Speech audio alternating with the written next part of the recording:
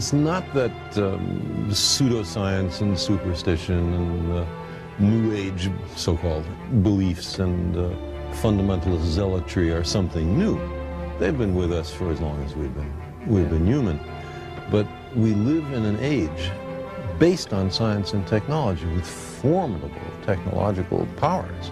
Science and technology are propelling us forward at accelerating rates. That's right. And if we don't understand it, by we I mean the general public, if it's something that, oh, I'm not good at that, I don't know anything about it, then who is making all the decisions about science and technology that are going to determine what kind of future our children live in?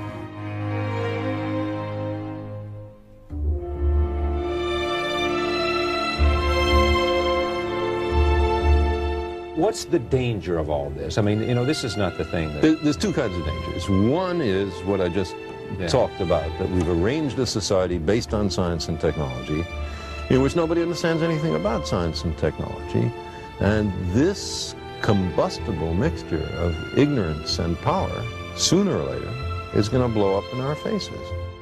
And the second reason that I'm worried about this is that science is more than a body of knowledge. It's a way of thinking, a way of skeptically interrogating the universe with a fine understanding of human fallibility.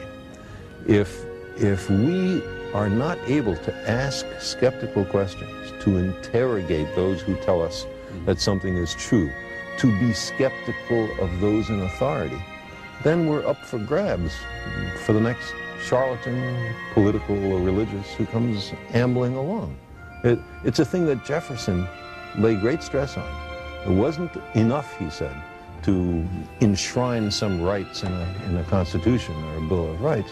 The people had to be educated, and they had to practice their skepticism and their education. Otherwise, we don't run the government. The government runs us. You see, people read the stock market quotations and financial pages. Look how complex that is. People are able to look at sports statistics. Look how many people can do that. Understanding science is not more difficult than that. It doesn't involve greater intellectual activities.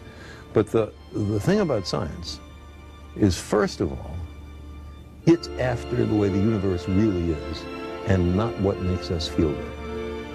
And a lot of the competing doctrines are after what feels good and not what's true. There are millions of people who understand science does not prove religion, but because religion is faith-based.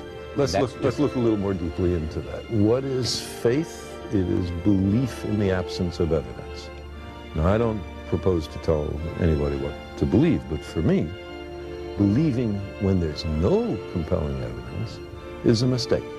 The idea is to withhold belief until there is compelling evidence. And if the universe does not comply with our predispositions, okay, then we have the wrenching obligation to accommodate to the way the universe really is. So who is more humble? The scientist who looks at the universe with an open mind and accepts whatever the universe has to teach us, or somebody who says everything in this book must be considered the literal truth, and never mind the fallibility of all the human beings involved in the writing of this book? I lost both my parents about 12 or 15 years ago, and I had a great relationship with them. I really miss them. I would love to believe that their spirits were around somewhere, and I'd give almost anything to spend 5 minutes a year with them. Do you hear their voices ever? Sometimes. About 6 or 8 times since their death I've heard Carl, just in the voice of my father or my mother. Now, I don't think that means that they're in the next room. I think it means that they're in your face. I've had an auditory hallucination. I was with them so long, I heard their voices so often. Why shouldn't I be able to make a vivid recollection? Here's what's interesting about this for me. You convinced me a long time ago that it was arrogant for me or for anyone else to believe that there wasn't some life outside of our To exclude the possibility. To exclude the possibility was an arrogance of intellect that we should not assume. You couldn't prove it, you didn't know it was there, but the arrogance for you. Right, we don't know if it's there, we don't know if it's not there, let's look. And if you take that, why can't you say, there's a lot we don't know? There's a lot of power there that we don't know. There's a lot we don't know. You know? It's what I believe. But that doesn't mean that every fraudulent claim has to be accepted.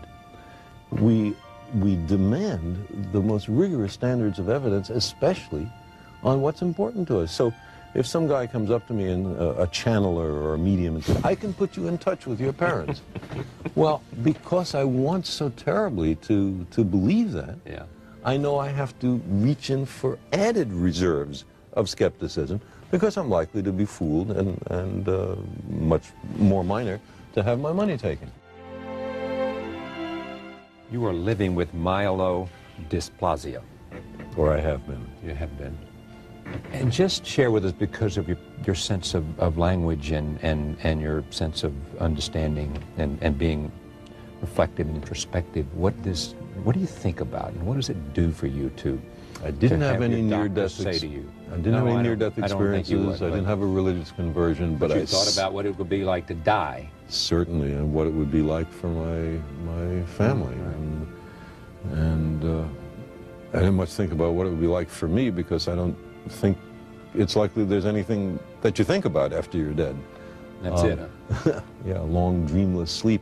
I'd love to believe the opposite, but I don't know of any evidence. But one thing that it has done is to enhance my sense of appreciation for the beauty of life and of the universe, and the sheer joy of being alive. You had a healthy portion of that before this, but even you, it happens to. Oh, there's no question. Appreciation. No question. Every moment, every inanimate object, to say nothing of the exquisite complexity of living beings. You imagine missing it all, and suddenly it's so much more precious.